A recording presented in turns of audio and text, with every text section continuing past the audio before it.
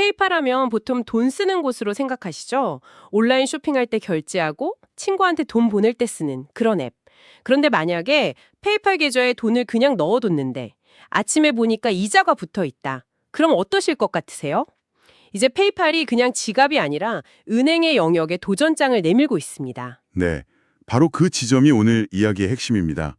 페이팔이 PYUSD Savings Vault라는 상품을 내놨어요. 네, 저도 들어봤어요. 근데 이게 연 4.25% 수준의 이자를 준다는 거예요. 4.25%요? 꽤 높은데요? 그렇죠. 이건 그냥 핀테크 기업이 고금리 상품 하나 냈네 이 정도 뉴스가 아니고요. 세계 최대 결제 기업이 규제라는 갑옷을 딱 입고 디파이라는 신무기를 장착해서 전통 금융의 심장부로 들어가는 굉장히 상징적인 사건인 거죠. 와, 규제라는 갑옷에 디파이라는 신무기. 표현이 아주 흥미로운데요. 듣고 보니까 이게 정말 판을 바꾸는 그런 게임 체인저가 될 수도 있겠다 이런 생각이 드네요. 그럼 그 신무기 정체부터 하나씩 좀 파헤쳐 보죠. 먼저 PYUSD. 이건 그냥 페이팔이 만든 달러 연동 코인 이렇게 이해하면 되나요? 표면적으로는 맞습니다. 1PYUSD가 1달러 가치를 갖도록 설계된 스테이블 코인이죠. 다른 것들이랑 뭐가 다른 거죠, 그럼? 그런데 결정적인 차이가 있어요. 바로 발행 주체입니다. 발행 주체요? 네, 팍소스라는 회사가 발행하는데 이 회사가 그냥 일반 기술 기업이 아니에요. 미국 통화감독청, 그러니까 OCC의 연방은행 인가를 받은 제도권 금융기관입니다. 잠시만요. 연방은행 인가를 받았다고요? 네, 정식으로요. 그럼 이건 사실상 미국 정부 감독을 받는 은행이 디지털 달러를 찍어내는 거랑 마찬가지네요. 이건 그냥 페이팔 코인이 아니라 거의 준 디지털 달러라고 봐도 될 것 같은데요. 바로 그겁니다.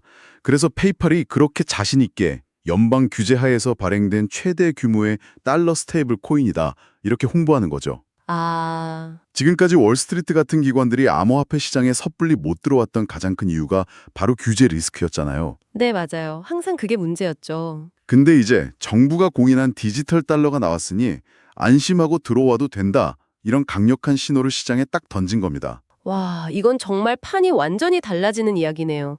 기관들한테 이제 판 깔렸으니 들어오세요 하고 레드카펫을 깔아준 격이군요. 현재 규모는 어느 정도 되나요? 아직 시장의 절대 강자인 테더, USDT나 서클, USDC에 비하면 작습니다. 시가총액이 한 38억 달러, 우리 돈으로 5조 원이 조금 넘는 수준이니까요.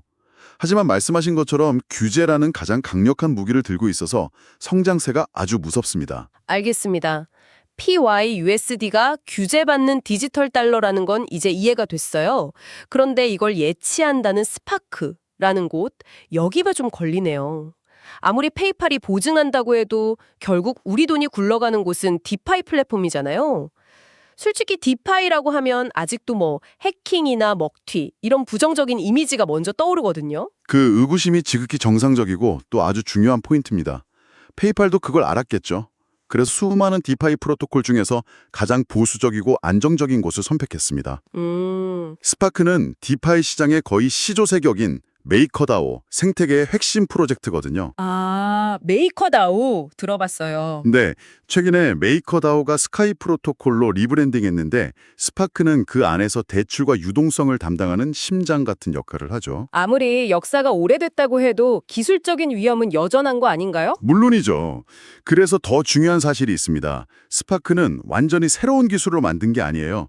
이미 시장에서 수년간 검증될 대로 검증된 아베라는 아주 유명한 대출 프로토콜의 코드를 기반으로 만들어졌습니다. 아, 아베의 기반이군요. 네, 비유하자면 이제 막 지어진 신축 건물이 아니라 수십 년간 안정성이 입증된 건물을 리모델링해서 쓰는 것과 비슷해요.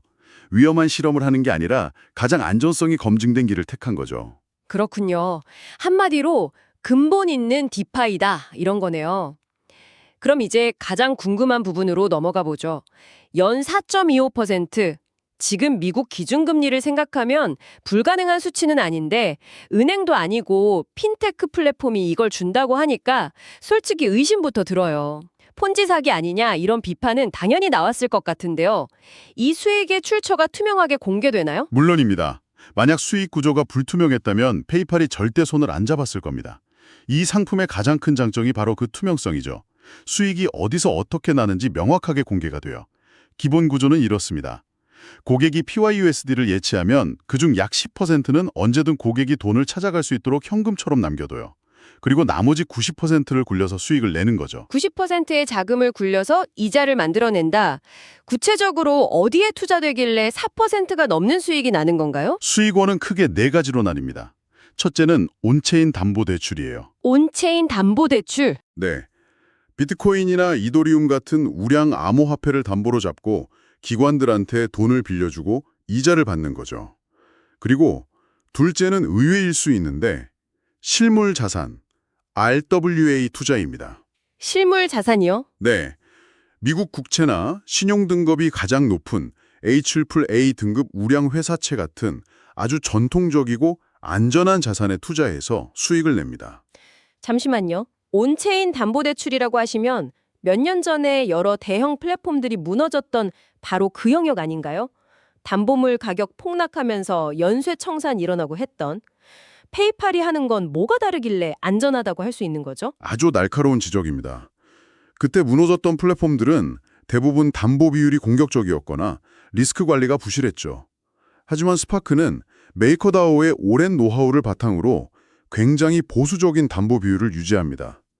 그리고 아까 말씀드린 것처럼 수익원을 암호화폐에만 의존하는 게 아니라 미국 국채 같은 실물 자산으로 다변화해서 안정성을 높인 게 결정적인 차이죠. 그렇군요. 암호화폐 시장의 변동성을 전통적인 안전자산으로 상쇄하는 구조네요. 나머지 두 가지 수익원은 뭔가요? 셋째는 기관들을 대상으로 한 장외, OTC 크립토 대출이자, 그리고 마지막으로 다른 검증된 디파이 프로토콜에 유동성을 공급해주고 받는 수수료, 수익 같은 것들이 있습니다.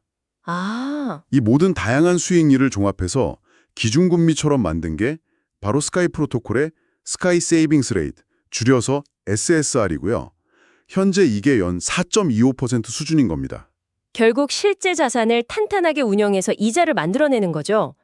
은행의 예대 마진과 본질적으로 같은 구조라고 보시면 돼요. 이제 그림이 명확해지네요. 그런데 단순히 상품 하나 내놓은 게 아니라 예치금 10억 달러를 모으겠다는 아주 구체적인 목표를 내세웠더라고요.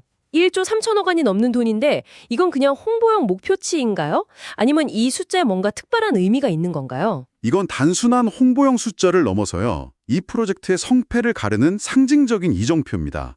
10억 달러라는 규모는 우리 이제 한번 실험해 봅니다. 이게 아니라 우리는 지속 가능한 금융 인프라를 만들겠습니다. 라는 선언과 같아요. 이 정도 규모가 되어야만 월가의 거대 기관들이 저기는 밑도 더 큰 자금을 맡겨도 되겠구나 라고 판단하는 일종의 신뢰의 임계점 같은 숫자죠. 그 임계점을 향해서 잘 가고 있나요? 현재 상황은 좀 어떤가요? 저력이 대단합니다. 작년에 PYUSD를 스파크에 처음 통합했을 때 단 24시간 만에요. 네. 목표의 20%에 달하는 2억 달러가 몰려들기도 했습니다. 물론 시장 상황에 따라 등락은 있지만 현재 예치된 PYUSD는 약 1억 5천만 달러 수준을 유지하고 있고요.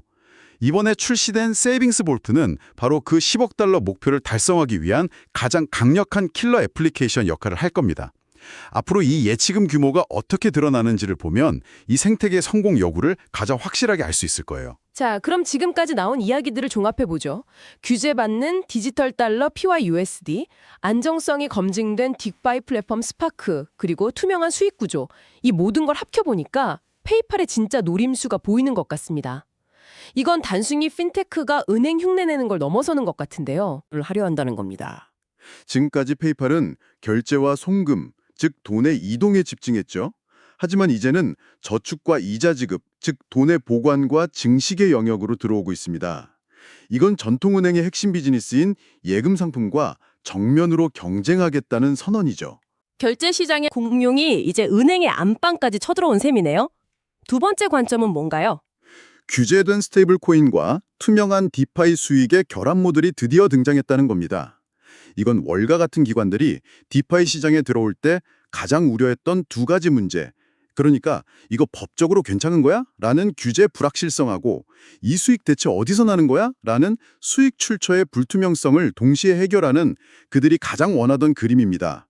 앞으로 기관들은 이런 형태의 상품을 가장 먼저 찾게 될 거예요. 마지막 세 번째는 스테이블 코인 시장 자체의 경쟁 구도에 대한 이야기일 것 같네요. 정확합니다. 스테이블 코인 전쟁의 패러다임이 바뀌고 있다는 신호입니다. 지금까지는 누가 더 많이 발행해서 시장 점유율을 높이는가, 즉 USDT나 USDC처럼 규모의 경쟁이었잖아요. 하지만 이제는 누가 더 안전하고 안정적으로 이자를 주는가의 경쟁으로 넘어가고 있습니다. 달러 가치에 고정된 가치 저장 수단을 넘어서 그 자체로 이자를 낳는 수익형 자산으로 진화하는 거죠. 이야기를 들을수록 정말 흥미로운데요. 만약에 이런 상품에 관심을 갖는 개인 투자자가 있다면 어떤 점들을 고려해야 할까요? 장점은 명확해 보이는데 리스크는 없을까요? 장점은 말씀하신 대로 명확합니다. 미국 정부의 감독을 받는 기관이 보증하는 달러 자산으로 일반 은행 예금보다 높은 이자를 투명하게 얻을 수 있다는 점이죠. 특히 달러 자산을 안전하게 보유하면서 이자까지 받고 싶은 분들에게는 굉장히 매력적인 대안이 될 수 있습니다. 그럼에도 불구하고 세상에 공짜 점심은 없다는 말이 있잖아요. 우리가 반드시 알아야 할 리스크는 뭘까요? 당연히 리스크도 존재합니다. 아무리 보수적이고 검증된 기술을 쓴다고 해도 스마트 컨트랙트 자체에 예상치 못한 버그가 있거나 해킹을 당할 기술적 위험이 완벽하게 0%라고는 할 수 없죠. 그렇죠. 또 하나 중요한 것은 연 4.25%라는 이자율은 고정금리가 아니라는 점입니다. 시장 상황에 따라 언제든 변동될 수 있어요. SSR이 내려가면 이자율도 함께 내려가는 구조죠. 재밌네요. 마치 나는 등산은 하고 싶은데 에베레스트는 무섭고 그냥 동네 뒷산은 시시해 라고 생각하는 사람들을 위한 지리산 등반 코스 같은 상품이라는 느낌이 드는데요. 아주 적절한 비유입니다. 전통은행 예금의 안정성보다는 조금 더 높은 수익을 원하지만 규제받지 않는 다른 위험한 디파이 상품에 투자할 용기는 없는 사람들. 바로 그 안정과 수익 사이의 중간지대를 찾는 투자자들에게 최적화된 상품이죠. 이제 우리 모두에게 질문이 던져진 셈입니다. 내 은행 예금의 절대적인 안정성을 택할 것인가? 아니면 약간의 리스크를 감소하고 규제된 디파이가 주는 더 높은 수익을 택할 것인가? 이 질문에 스스로 답을 내려야 하는 시대가 온 겁니다. 정리하자면 페이팔의 이번 움직임은 단순히 신상품 하나가 나온 것을 넘어서 핀테크, 암호화폐, 그리고 전통금융의 전개가 완전히 허물어지고 있음을 보여주는 상징적인 사건이네요. 온라인 결제를 지배하던 공룡이 이제 이자라는 무기를 들고 은행과 직접 경쟁을 시작한 겁니다. 그렇습니다. 그래서 앞으로 우리가 던져야 할 질문은 이것이 될 겁니다. 전통 금융은 암호화폐 기술과 어떻게 결합할 것인가?